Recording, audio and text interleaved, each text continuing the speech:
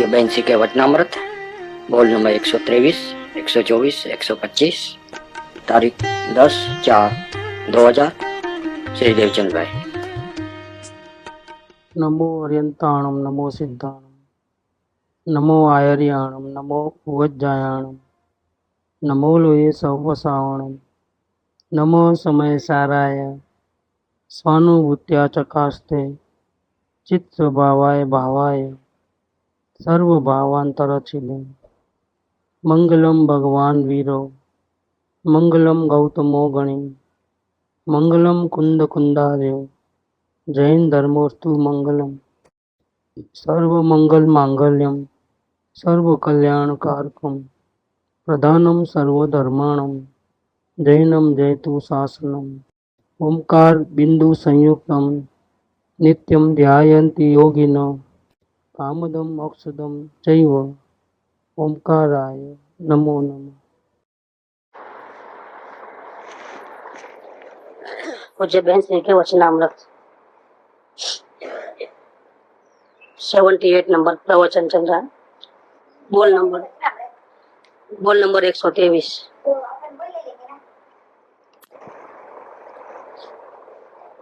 पूज्य बहन श्री के वचनामृत नंबर 123। चैतन्य रूपी आकाश की रम्यता सुंदरता सदा काल जयवंत है। जगत के आकाश में चंद्रमा और तारामंडल की सुंदरता होती है, रम्यता होती है। चैतन्य के आकाश में अनेक गुणों की रम्यता है। वो रम्यता कोई अलग ही प्रकार की है। स्व संवेदन प्रत्यक्ष ज्ञान प्रकट करने से वो रम्यता दिखने में आती है, जानने में आती है। स्वानुभूति की रम्यता भी कोई अलग ही है, अनुपम है। ये बात कही कि आत्मा की महिमा करी है इधर, और आकाश की उपमा दी है कि हमारा आत्मा सदाकाल जयवंत है। जैसे आकाश जयवंत रहता है सदाकाल के लिए, उसमें कोई अशुद्धि नहीं आ जाती है, और उसमें नए नए रचनाएं होती रहती है। बादल कलर चेंज होते रहते हैं, अलग अलग डिजाइन होते रहती है आकाश के अंदर। और जगत के आकाश में चंद्रमा और तारामंडल की रम्यता होती है। ये सब उसके अंदर खेलते हैं, उसके कारण से उसकी शोभा चेंज होते रहती है। इसी प्रकार चैतन्य के आकाश में अनेक गुणों की रम्यता है। चैतन्य रूपी आकाश भी सदाकाल जयवंत है और अनेक प्रकार के गुण उसमें खेलते हैं। एक उपमा दी है, तारीफ करने के लिए शब्द बनाए। वो रम्यता अलग ही प्रकार की है। आकाश की सुंदरता और चंद्रमा तारे ये सब, इंद्रधनुष, सुबह का कलर अलग, दोपहर का अलग, शाम का अलग, रात का अलग। इसमें भी चंद्रमा जैसा ऐसा बढ़ता है वैसा वैसा कलर चेंज होते रहते हैं और नए रूप देखने में आते हैं। वैसे ही ये चैतन्य आकाश के नए रूप होते हैं, क्योंकि अनंत गुण है। जैसे संख्या होती है 1 2 3, तो 1 2 3 का 1 2 3 भी हो सकता है, 1 3 2 भी हो सकता है, 2 1 3 भी हो सकता है, 2 3 1 भी हो सकता है। ऐसे कई प्रकार है, 3 ही चीज, लेकिन इसमें से बहुत सी संख्याएं बनती हैं। ऐसे आकाश तो एक ही है, लेकिन इसमें खेलते हैं जो चंद्रमा तारे बादल, और जो कलर चेंज होते हैं उसमें कई प्रकार के रूप बनते हैं। संध्या काल का अलग, सुबह का अलग, शाम का अलग, रात्रि का अलग, रात्रि में भी अमावस की रात्रि का अलग, एकम का अलग, दूज का अलग, ऐसा अलग अलग। तो ये रम्यता जुदे प्रकार के, लेकिन ये रम्यता है आकाश की, वो आंखों से दिखाई देती है। और अंदर में आत्मा का आकाश जो है उसमें अनंत गुणों खेलते हैं। रोज नया रूप होता है अंदर का।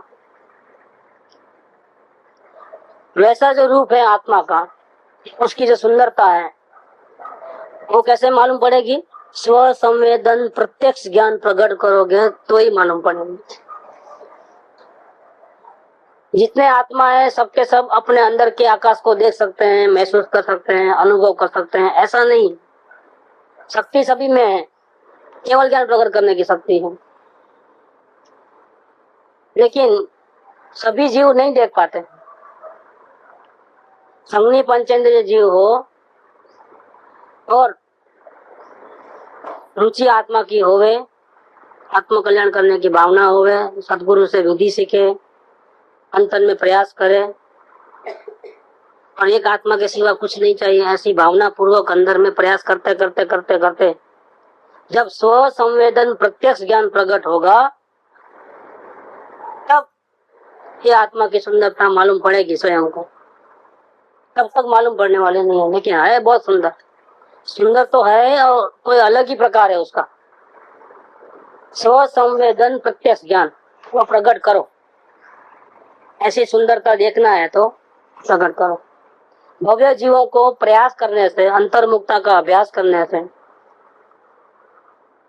और रुचि संसार की खत्म हो जाने से, अभिप्राय पूर्वक की, और एक आत्मा को देखने का प्रयास और जन्म मरण से छूटने की भावना, ऐसी ऐसी भावना वाले जीव को प्रयास करते करते करते करते ये सुंदरता दिखती है। जब कब जब स्व संवेदन ज्ञान प्रत्यक्ष प्रकट हो जाएगा तब। प्रत्यक्ष का मतलब है कि वो कार्य वर्तमान में होता है, भूतकाल भविष्य काल में नहीं होता है, हाजिर में ही होता है। हम मेहनत अब करें और भविष्य काल में दिखेगा आत्मा, ऐसा नहीं है। स्व संवेदन प्रत्यक्ष ज्ञान, वर्तमान ज्ञान का उपयोग चारों ओर से अपने उपयोग को हटा करके संकेल कर लेके और जायक प्रभु को देखें तब अपने आप का अनुभव होता है। स्व संवेदन, स्व ज्ञान कहता है कि मैं हूँ, ज्ञान में अनुभूति होती है कि मैं हूँ। वहाँ शब्द गौण है, विकल्प गौण है, वो चले तो भी ठीक, नहीं चले तो भी ठीक, लेकिन ज्ञान स्वयं महसूस करता है।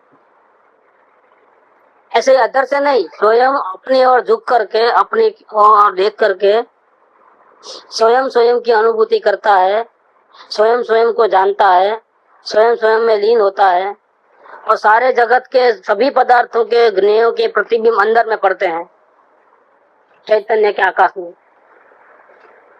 वो सबको गौण करके अकेले आकाश को देखता है, अकेले ज्ञान को देखता है, अकेले चैतन्य को देखता है। प्रतिबिंब है लेकिन प्रतिबिंब को नहीं देखता है। प्रतिबिंब जिसमें दिख रहे हैं, ऐसा जो आईना है, ज्ञान दर्पण जो स्वयं है, उसको देखता है। तब स्व संवेदन प्रत्यक्ष ज्ञान प्रकट होता है। जब ऐसा होता है तब अंदर में अनंत गुण है।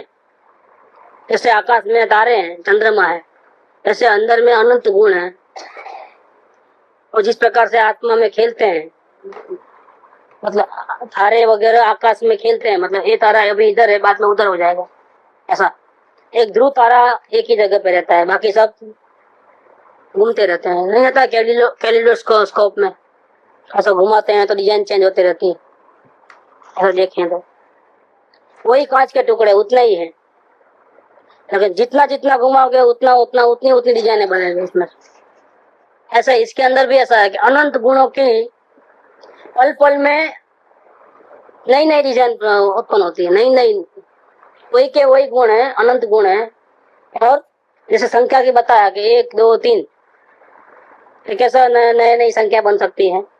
3 2 1 भी बने, 3 1 2 भी, 3 2 1 1 2 3 2 3 1, ऐसे कम से कम 9 संख्या बन सकती है 1 2 3 में से। 1 2 3 4 करोगे तो 16 से ऊपर बनेगी। ऐसा इसके अंदर है कि अनंत गुणों की नई नई रचना होती है अंदर में, लेकिन वो स्व संवेदन प्रत्यक्ष ज्ञान में प्रकट करेंगे तो दिखे। स्वानुभूति की रम्यता भी कोई अलग ही प्रकार की है। जब अनुभूति होती है, आत्मा में उपयोग लीन हो जाता है, उसकी जो सुंदरता है, उसकी जो रम्यता है, उसमें जो शांति मिलती है, अनंत गुण खिलते हैं, वो कोई अनुपम है। दिखाई भले नहीं देवे, दिखाई मतलब हम व्यक्त नहीं कर पाए, जो अनुभव करते हैं वो हम उसको भले कह ना सकते उसको, लेकिन अनुभूति में तो सब आता है। अनंत गुण पलट जाते हैं, अनंत गुण शुद्ध हो जाते हैं। स्वानुभूति की रम्यता भी कोई जुदी होती है, अनुपम है। उस टाइम में जो आत्मा की जो सुंदरता दिखने में आती है वो कोई हम इसके साथ मेल नहीं कर सकते। जैसे ताजमहल देखते हैं तो लोग पूर्णिमा के दिन जाते हैं, बराबर रात के 12-2 बजे जब चंद्रमा बराबर ऊपर आता है, उसके शिखर के ऊपर जब पूर्णिमा का चंद्रमा आता है, जब तब जो उसके ऊपर जो रोशनी वगैरह होती है, तब का जो सीन होता है ताजमहल का, जो सुंदरता होती है, वो ऐसा लगता है कि जैसा स्वर्ग आया है, जमीन के ऊपर स्वर्ग आया, ऐसा लोग कहते हैं और बहुत आश्चर्यचकित हो जाते हैं। मुंह में से वाह वाह वाह वाह ऐसा हो जाता है, ऐसा कभी नहीं देखा ऐसा होता। दुनिया में कहीं भी इसकी मिसाल देवे ऐसी कोई इमारत नहीं है इसके बरोबरी का। कई प्रकार के मीनारे हैं, कुतुब मीनार है, चार मीनार है, ईफिल टावर है, दुनिया में बहुत सी चीजें हैं, लेकिन ताजमहल की मिसाल नहीं है किधर भी। वो ऐसा इसकी जोड़ी नहीं है दूसरी, वर्ल्ड में एक पीस है ऐसा उसकी तारीफ के लिए शब्द निकलते हैं। वैसे स्वानुभूति के वक्त अंदर में तो रम्यता है ही है, स्वानुभूति करो तो भी न करो तो भी, उपयोग बाहर है तो भी अंदर हो तो भी, लेकिन जब उपयोग अंदर जाता है और प्रयास करते प्रयास सफल होता है और ज्ञान का उपयोग आत्मा में डूबता है और आत्मा की अनुभूति होती है, और तब जो आनंद आता है, तब जो सुंदरता होती है आत्मा की, वो सुंदरता इतनी जबरदस्त रहती है कि वो सिर्फ अनुभव का विषय है। भगवान भी उसको वर्णन कर नहीं सकते हैं कि अनुभव कैसा है, तो कह नहीं सकते हैं। इतना सुंदर दृश्य बनता है, अंदर का वातावरण इतना सुंदर बनता है। तो स्वानुभूति की रम्यता भी कोई जुदीज है, अनुपम है, इसकी कोई दूसरी जोड़ी नहीं है, दूसरी जोट इसके जैसा बाहर में कहीं भी कुछ भी नहीं है। ये बात यहाँ करके यहाँ पर 123 के अंदर पूज्य माता जी ने आत्मा की बहुत महिमा की है। अब 124 नंबर, शुद्ध आत्मा का स्वरूप बताने में गुरु के अनुभूति में से निकले हुए वचन कैसे हैं, राम बाण के जैसे हैं। उससे क्या होता है कि अगर राम बाण चुभ जाए हमारे को, गुरु के वचन रूपी राम बाण हमारे छाती में चुभे, तो क्या होता है कि उससे मोह भाग जाता है और शुद्धात्म तत्व का प्रकाश होता है। शुद्ध आत्मा का स्वरूप बताने में गुरु के अनुभूति में से निकले हुए वचन रामबाण जैसे हैं।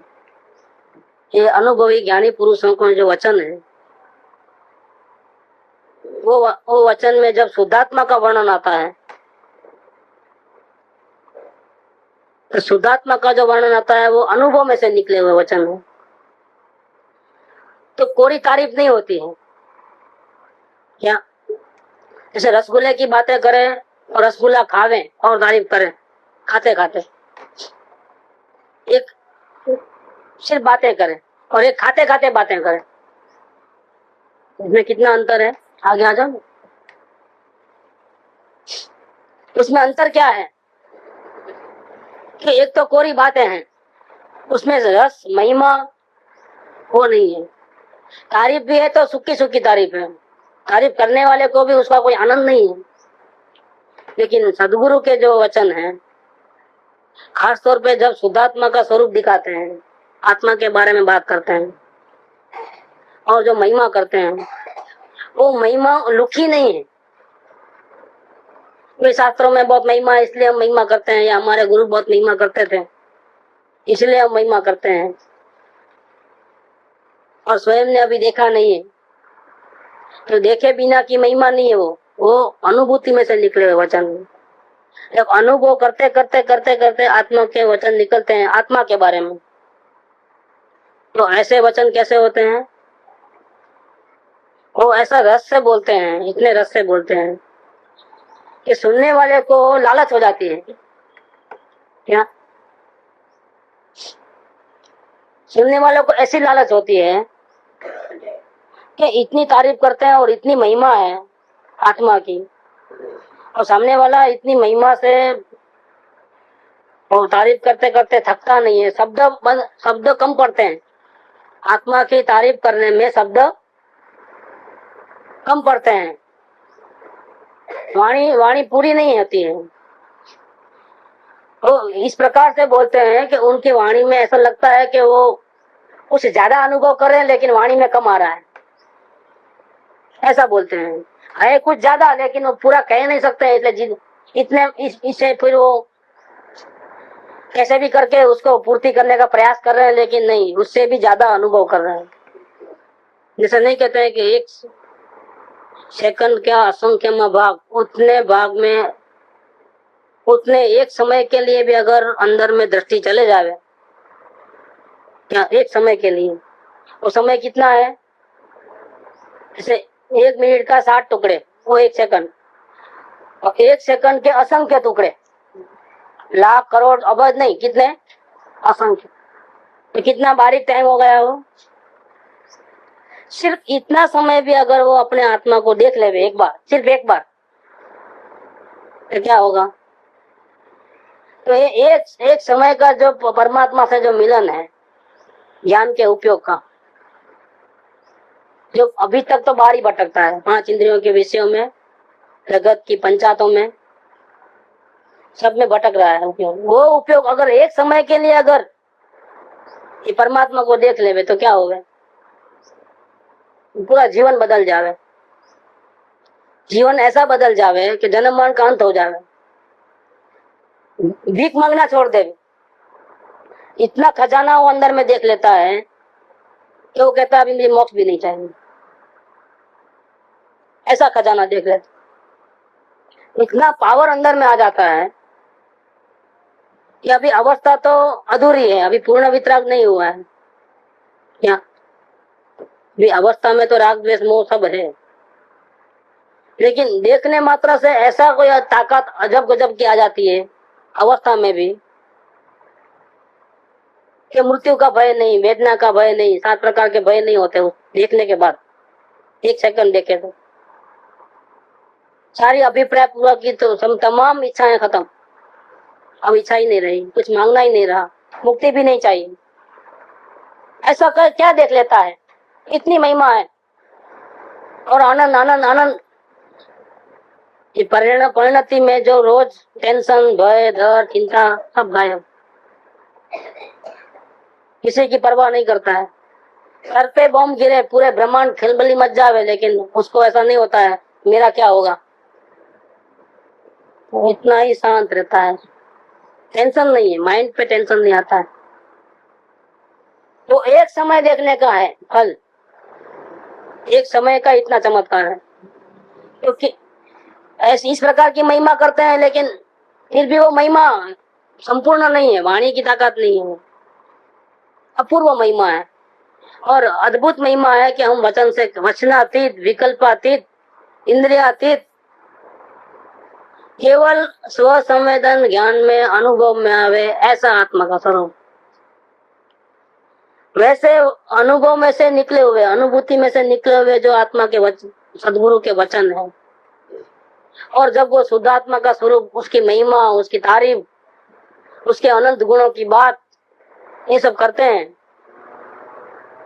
तब वो अंदर रस में डूब डूब के करते हैं। जो चखा हुआ है ना रस, उसकी वो स्वाद लिया हुआ है, तो स्वाद के बारे में तो क्या कहें, लेकिन उनकी वाणी में ऐसा कुछ आ जाता है, कह नहीं सकते हैं, फिर भी ऐसा कुछ आ जाता है कि सामने वाले को ऐसा लगता है कि जितनी तारीफ करते हैं ये कम पड़ रही है, और भी बहुत कुछ अंदर में। तो सामने वाले जीव को ऐसा होता है कि जब इतना है, ऐसा मेरा स्वरूप है, आत्मा इतना महिमावान है और मेरे को इतना फायदा होने वाला है, तो इनकी बातों से तो ऐसा लगता है कि दुनिया में ऐसा कोई सुख नहीं है, तो मैं इतनी मगजमारी क्यों करता हूँ, मैं भी एक बार देख लूं, मैं भी एक बार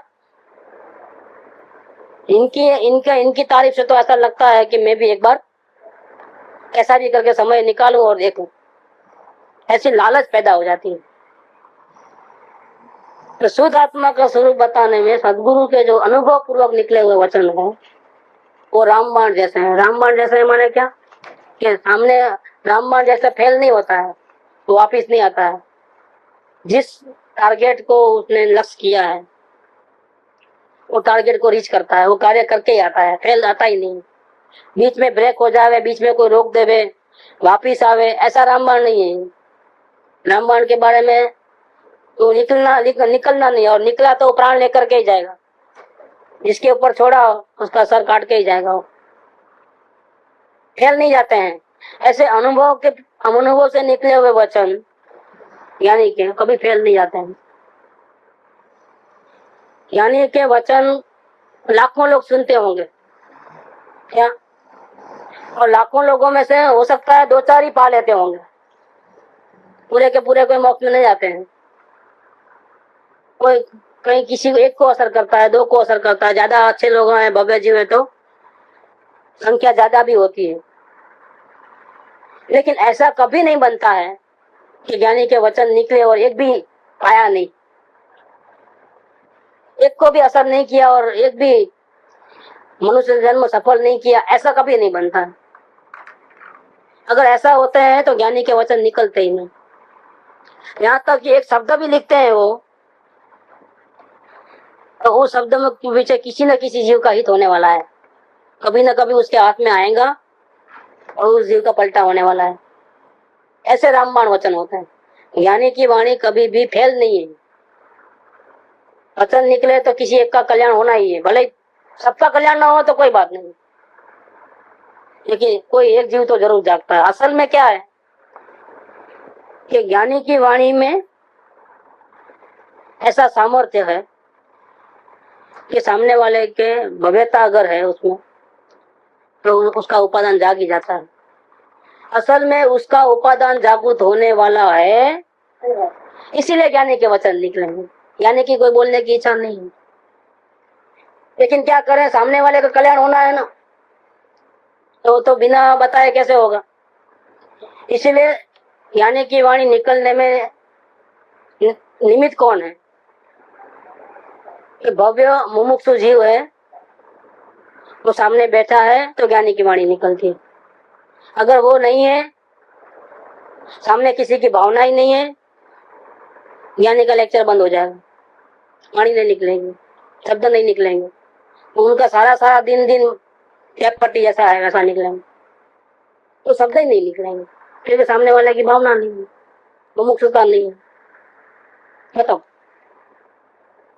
तो असल में ज्ञानी बोलते नहीं है, लेकिन सामने वाले का भला होना होता है, उसकी भव्यता है, उसकी मुमुक्षुता है, उसका उपादान जागृत है, तो निमित्त रूप में ज्ञानी की वाणी निकल जाती है बिना इच्छा के। समझाने का भाव नहीं है, बोलने का भाव नहीं है, लेकिन सामने वाले का उपादान जागृत होने वाला है, उसके लिए कुदरत ऐसी व्यवस्था करती है कि इनके मुंह में से ऐसी भाषा रूपी शब्द रचना निकल जाती है। अरेंज करके नहीं बोलते हैं कि पहले ऐसा बोलना है, फिर ये बोलना है, फिर ये बोलना है। जैसे लेक्चर देने के वास्ते क्या होता है, नेताओं लोग आगे से पहले क्या बोलना, बाद में क्या बोलना, ऐसा पूरा अरेंज रहता है। जो उनके जो सेक्रेटरीज वगैरह रहते हैं, लोग लेक्चर तैयार करते हैं, बोले भले नेता, लेकिन पूरे वर्डिंग्स वगैरह रहता है वो उनका रहता है। वो लोग अरेंज करते हैं कि सामने वाले पब्लिक को कैसे मान सम्मान देते हुए और अपनी सिद्धियों की तारीफ की, हमने जनता के लिए कितना कितना किया है, उसको सिस्टमेटिक ढंग से बोलना। और एक गाली पाकिस्तान को दे देना इसमें, सब करते करते 1-2 गाली दे देना उधर। हम झुकने वाले नहीं है, हम सर झुका लेंगे, लेकिन ऐसा नहीं करेंगे, वैसा नहीं करेंगे, हम मुंह तोड़ जवाब देंगे, बस पब्लिक खुश, ताली। ऐसा अरेंज करके वो बोलना पड़ता है। यहाँ कोई अरेंज करके निकली हुई बातें नहीं है, रस में डूबी हुई वचन निकले। आत्मा के जो स्वाद चखा है उसमें कोई आर्टिफिशियल नहीं है कि मैं ऐसे वचन बोलूं तो पब्लिक खुश हो जाए। खुश करने के लिए नहीं, आत्मा की महिमा ही इतनी है, आत्मा की महिमा ही ऐसी निकलती है कि सामने उपादान की जो तैयारी होती है, जो तैयार उपादान है, जिसका उपादान जागृत होने वाला है, वो बिल्कुल सुनते ही जागृत हो जाता है। अब तो मुझे मनुष्य भाव असफल नहीं बनाना है, ये मेरे मौका है, एक अनंत काल में कभी नहीं मिला ऐसा मौका मेरे हाथ में आया है। अब नहीं अगर करूंगा पुरुषार्थ, वापिस जन्म मरण के चक्कर में मेरे को भटकना पड़ेगा। अब एक मौका चूकना नहीं है, अब ये सुंदर अवसर है, अभी का अभी काम करना है, कल पे नहीं छोड़ना है, आज ही कर लेना है, ऐसा उसको भाव आता है, जीव जागरूक हो जाता है। शुद्ध आत्मा का स्वरूप बताने में, दिखाने में, गुरु के अनुभव पूर्वक निकले हुए वचन, निकले हुए वचन, निकाले हुए वचन नहीं, निकले हुए वचन और निकाले हुए वचन में अंतर है। एक में बोलने का भाव है और बोला गया है, और निकले हुए वचन में क्या है, बोलने का भाव नहीं है लेकिन निकल गया है, वचन निकल गए हैं। तो कैसे हैं वचन कि रामबाण जैसे हैं, मतलब ऐसा नहीं बनता है कि किसी को असर ही नहीं करे, किसी एक को जरूर असर करेंगे। इससे क्या होता है, इससे मोह भाग जाता है। गुरु के वचन जो अनुभव से निकले हैं उसका सामने वाले पे क्या असर होती है, मोह माने भ्रांति। अपने स्वरूप के बारे में वो जीव जानता नहीं है, स्वयं स्वयं को भूल गया है, स्वयं को स्वयं की कीमत नहीं है, स्वयं को स्वयं की महिमा नहीं है और दुनियादारी की महिमा है। रुपया, पैसा, इज्जत, आबरू, स्वास्थ्य, कुटुंब, परिवार, धन दौलत, इसकी महिमा है, हीरे जवाहरात की महिमा है और अपने चैतन्य हीरे की महिमा नहीं है। ऐसी जो हालत है तो ये मोह के कारण होती है। सबसे ज्यादा महिमावंत इस दुनिया में अपने आत्मा के सिवा कोई नहीं है, लेकिन उसकी महिमा नहीं है। लेकिन जब ये गुरु के वचन सुनता है भव्य जीव, तो क्या होता है, अपने आत्मा की महिमा आती है और सारी दुनिया की महिमा खत्म हो जाती है, मोह छूट जाता है। अब मोह छूटने से क्या होता है, महिमा गई दुनिया की, तो फिर दुनिया में कुछ ये करूं या ये नहीं करूं, ऐसे जो राग और द्वेष, ये करना ये नहीं करना, करना डरना सब खत्म। मोह छूट जाता है तो राग द्वेष भी खत्म हो जाता है।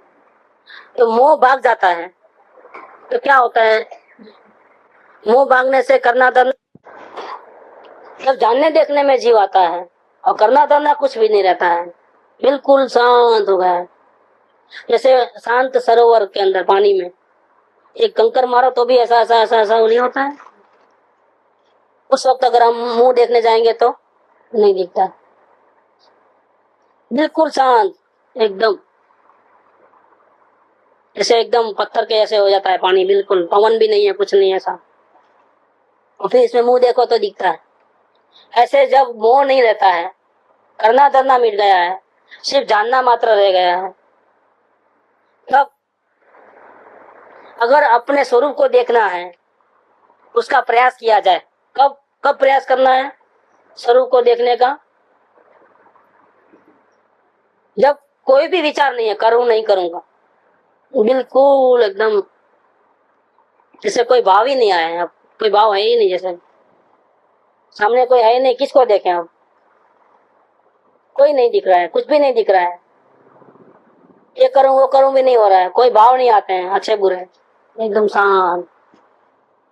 तब अगर अपना मुंह देखना है, अपने स्वरूप को देखना है, उसका अनुभूति करनी है तो देख सकता है, क्योंकि अब इस वक्त मोह नहीं है किसी के प्रति, करना डरना नहीं है, कोई भाव नहीं आ रहे हैं, रुचि नहीं है संसार की, तो मोह भाग गया है। और उस वक्त अगर जीव तैयार है, उपयोग पलटावे और ज्ञान दर्पण को देखना चाहे, तो क्या होता है, शुद्धात्म तत्व का प्रकाश होता है, उसके ऊपर लाइट चले जाती है, वो दिख जाता है, प्रकाश प्रकाश फैल जाता है। ये प्रकाश था लेकिन मोह रूपी पर्दा आगे था, इसीलिए पर्दे के पीछे जो है वही देख रहा था सारी दुनिया को। पर्दे में से, मोह रूपी पर्दे के द्वारा उसका उपयोग बाहर होने से वही स्वयं ही सारी दुनिया को देख रहा था, चख रहा था, सुन रहा था, ऐसा कर रहा था, लेकिन स्वयं स्वयं को नहीं देख रहा था। अब क्या हुआ है कि मोह रूपी मोह नहीं रहा। मतलब क्या हुआ, मोह तो पर्दा है इधर, लेकिन इसके पीछे जो है गेम चालू हो गई। ये पर्दा है, इधर दुनिया है, इधर आत्मा है। मोह है तो क्या होता, मोह है माने क्या कि मोह है, इसमें से ज्ञान देखता है पूरी दुनिया को, 5 इंद्रियों के व्यापार और सब चलता है। अब पलटी मारता है तो क्या होता है कि मोह भले ही पड़ा है यहाँ, लेकिन इसको अभी यहाँ से पूरी लाइन कट गई। अब क्या इधर क्या है, ये बाजू क्या है, ज्ञान और ज्ञायक। मोह पड़ा है लेकिन मोह की जरूरत नहीं है, अभी पूरी गेम ये बाजू चालू हो गई, इधर से पूरा लाइन कटअप हो गया। इसलिए क्या बोले, मोह भाग गया। कहाँ, इधर मोह नहीं है, इसलिए इसका इफेक्ट यहाँ नहीं आता, इसलिए वो भाग गया बोलता है। और यहाँ ही गेम चालू हो गई कि ये ज्ञान बाहर देखने के बदले ये ज्ञान अपने को देखता है तो क्या होता है, प्रकाश प्रकाश प्रकाश फैल जाती, शुद्धात्म तत्वों का प्रकाश हो गया अंदर में ही, अंदर में, बाहर झांकने का नहीं रहा। क्योंकि गुरु के वचन ही ऐसे थे कि इतनी आत्मा की महिमा करी, इतनी आत्मा की महिमा निकलती थी उसमें कि हमारा को भी निश्चय होगा कि आज तो देख लेना है। तो देख लेना है तो कहाँ देखेगा वो, आज ढूंढेगा कि अंदर देखेगा। तो पर्दा जो है उसके ये बाजू साइड में गेम चालू कर देता है, पुरुषार्थ चालू करता है। कभी स्वयं को देखने का पुरुषार्थ चालू नहीं किया था, अब वो इतना लालायित हो गया है कि आज तो देख ही लेना है आत्मा को करके वो अंदर में देखना चालू करता है। तो मोह का पर्दा कहाँ रहता है, बाउंड्री के बीच में जो है, वहां से पूरा लाइन कटअप हो जाती है, दुनिया को देखना बंद, और इधर देखना चालू होता है। तो ये तो ज्ञान का पूरा दरिया है, सूर्य है ज्ञान का। तो किरण बाहर फैलने के बदले किरण इधर फैल जाती है, पूरा प्रकाश प्रकाश प्रकाश। ये बात कहते हैं कि शुद्धात्म तत्वों का प्रकाश हो जाता है। वो पहले से ही प्रकाशित है, दृष्टि बाहर है, दूसरे को जानने में रुकी हुई थी, इसीलिए स्वयं के प्रकाश का पता ही नहीं था। सूर्य की किरण नीचे गिरती है तो यहाँ प्रकाश नहीं है जितना वहां प्रकाश है। क्या तो किरण जितनी पड़ी उतना प्रकाश है।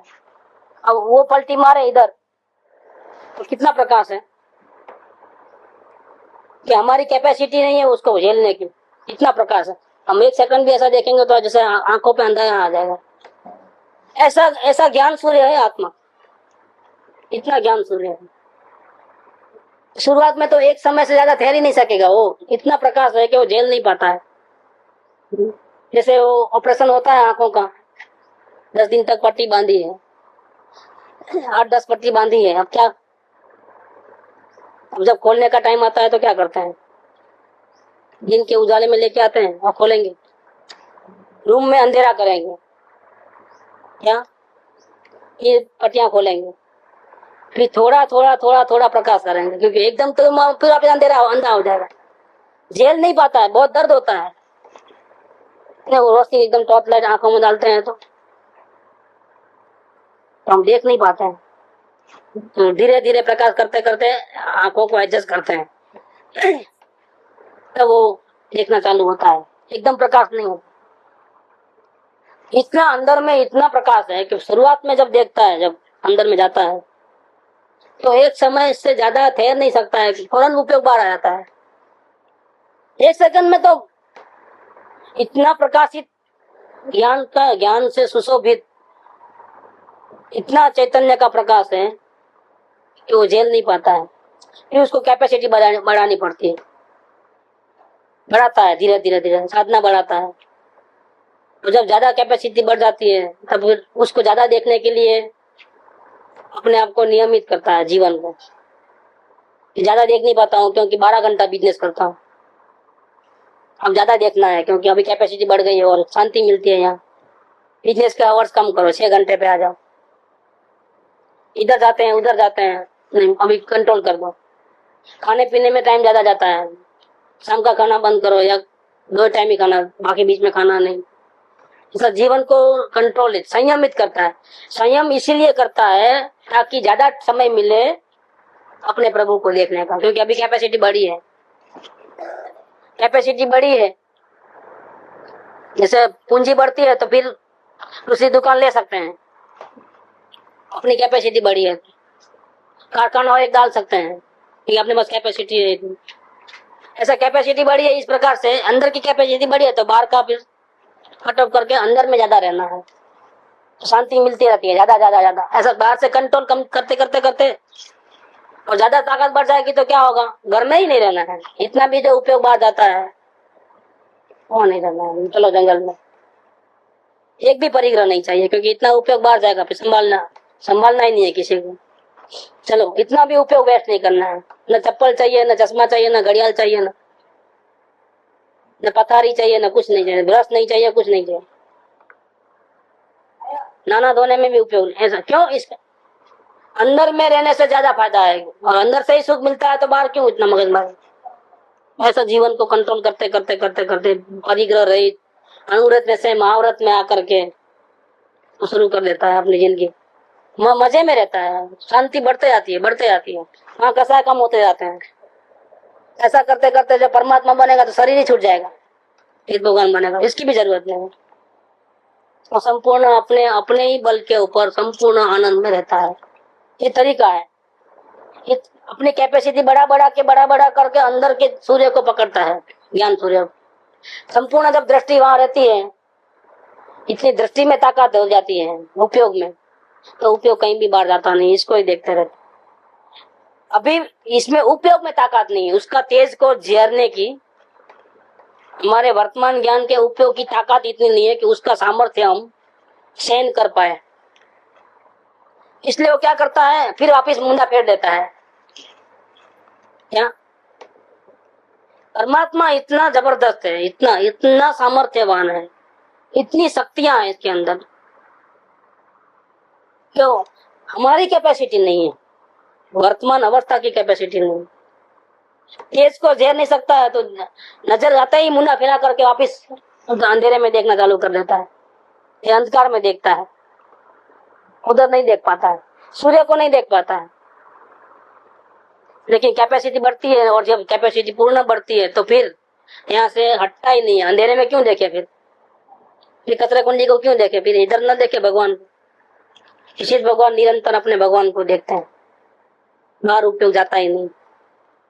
तो यहाँ ये बात की है 124 के अंदर कि शुद्ध आत्मा का स्वरूप बताने में गुरु के अनुभव पूर्वक निकले हुए वचन, निकाले हुए नहीं, निकले हुए वचन।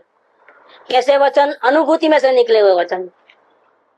स्वयं ने अनुभव नहीं किया और किसी का पढ़ा हुआ, किसी का अनुभव से बोलते हैं, ऐसे नहीं, स्वयं अनुभव करके रस से बोलते हैं। तो वैसे वचन रामबाण जैसे हैं, सुनने वाले का सुनते ही मोह भाग जाता है, करना धरना मिट जाता है, अब कुछ नहीं करना है, पहले इसको देख लेना है।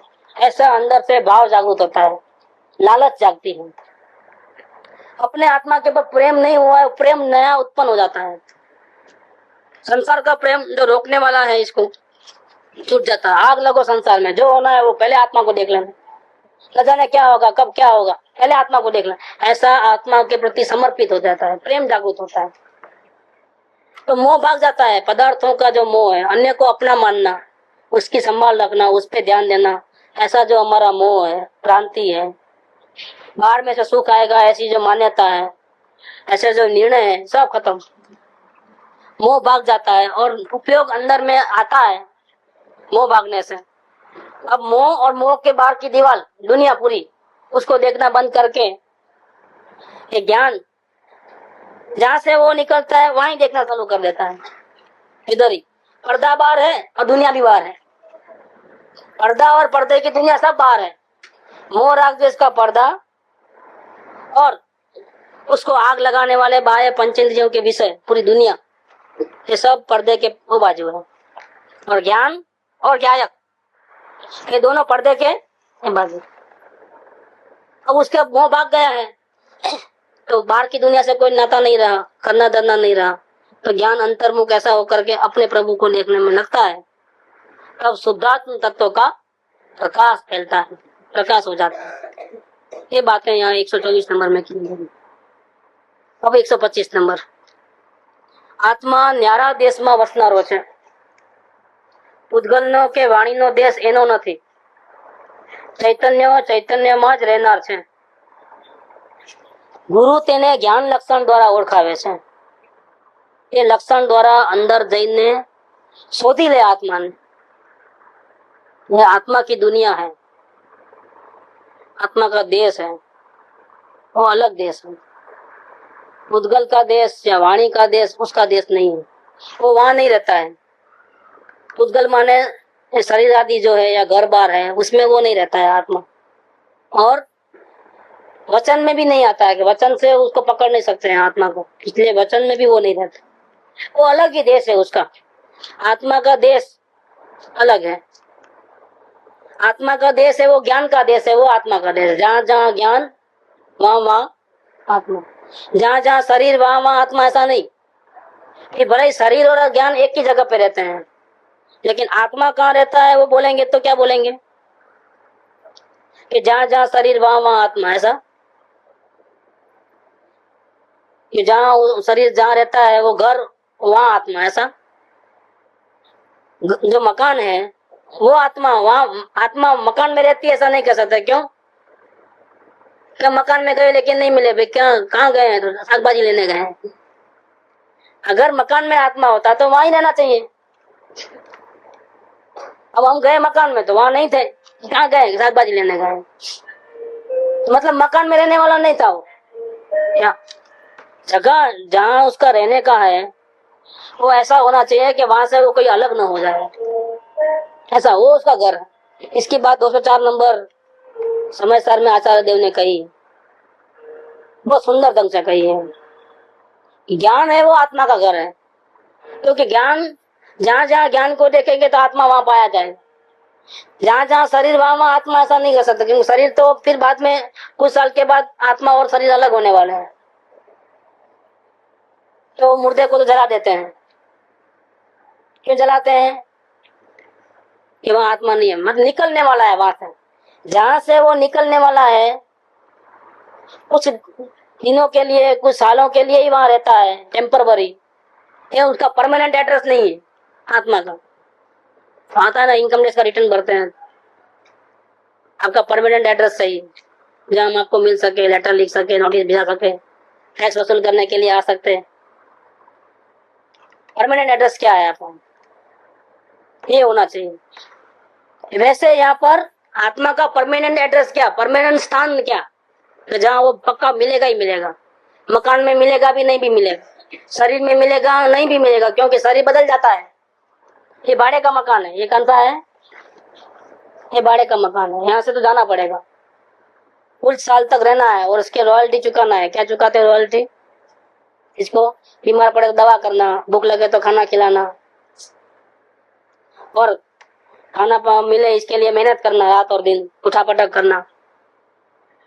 घर की सफाई रखना आपका काम है। अगर घर में सफाई नहीं रखेंगे तो फिर आपको तकलीफ हो जाएगी, आपको ही पीड़ा होगी। आप रह सकते हो लेकिन उसकी संभाल रखना आपकी जिम्मेदारी। ये सब किराया चुकाने का है। इतना करने के बाद भी आप उसमें रह नहीं सकते, क्योंकि उसके मालिक आप नहीं हो। उसका मालिक कौन है? जड़ पदार्थ, पूतगल उसका मालिक हो। शरीर का मालिक पूतगल पदार्थ, पूतगल के परमाणु उसके मालिक। आप उसके मालिक नहीं हो, आप तो सिर्फ किराए पे रहने वाले चैतन्य आत्मा हो। ये इसका परमानेंट एड्रेस नहीं है। परमानेंट एड्रेस का है आत्मा न्यारा देश में वसनारो है। पूतगल का और वाणी का देश उसका नहीं है, वचन में भी नहीं रहता है। कहाँ रहता है? चैतन्य में ही चैतन्य रहता है, मतलब ज्ञान दर्शन जहाँ है वहाँ रहता है। जैसे नमक, नमक की वो बरनी में नहीं रहता है। नमक कहाँ रहता है? जहाँ खारापन है वहाँ नमक रहता है। बरनी में से निकाल के दूसरे बर्तन में रख सकते हैं नमक को, तो एड्रेस चेंज हो जाएगा, लेकिन खारे पने में से अलग करके बता दो उसका। इसीलिए नमक कहाँ रहता है? जहाँ खारापन है वहाँ नमक है। आत्मा को कहाँ ढूंढने जावे? कहाँ रहता है? कहाँ मिलेगा आत्मा? कि जहाँ चेतना है, जहाँ जानना देखना हो रहा है, जिस एरिया में हो रहा है जानना देखना, वो जानना देखना जिस एरिया में हो रहा है वो जानना देखने में ही आत्मा को खोजना है, वही उसका स्थान है। मंदिर में, मस्जिद में, पहाड़ों पे, गुरु के पास, शास्त्रों में, वहां नहीं है आत्मा। हमारा भगवान, हमारा देवादिदेव, हमको जन्म मरण से छुड़ाने वाला हमारा भगवान, हमारा परमात्मा कहाँ रहता है? जहाँ ज्ञान वहाँ आत्मा। ज्ञान नहीं है वहां ढूंढना भी नहीं, मिलेगा भी नहीं। तो चैतन्य चैतन्य में ही रहने वाला है। इसीलिए सदगुरु क्या करते हैं? ज्ञान लक्षण के द्वारा उसको पहचान कराते हैं। आत्मा की पहचान कैसे कराते हैं? कि देखो ये जानने वाला है ना, वो आत्मा, ऐसा कहते हैं। खाने वाला आत्मा, पीने वाला आत्मा, बोलने वाला आत्मा, ऐसा आत्मा नहीं होता है। व्यापार करने वाला आत्मा ऐसा नहीं होता है। राग आदि भाव करने वाला आत्मा ऐसा नहीं होता है। आत्मा तो जानने वाला है, वो आत्मा जो जानने का काम करे वो आत्मा। ऐसे ज्ञान लक्षण के द्वारा पहचान कराते हैं सदगुरु।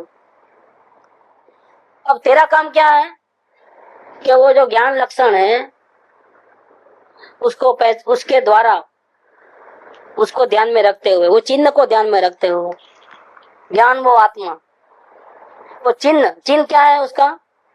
जैसे इंडिया का झंडा 3 कलर का है, वो जैसा रहता है, और पाकिस्तान का अलग, उसका अलग।